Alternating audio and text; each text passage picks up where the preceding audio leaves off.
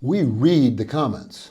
How do you know if you need a sleep test? First of all, if your sleeping partner tells you you need a sleep test, you need a sleep test. They're not lying to you. Listen to your sleeping partner. Secondly, what are the reasons to think you might have sleep apnea? First of all, a sleeping partner telling you your snoring is loud. Your sleeping partner tells you your snoring is waking me up. You need a sleep test. If you're falling asleep during the day, even though you think you slept a full night, you probably need a sleep test.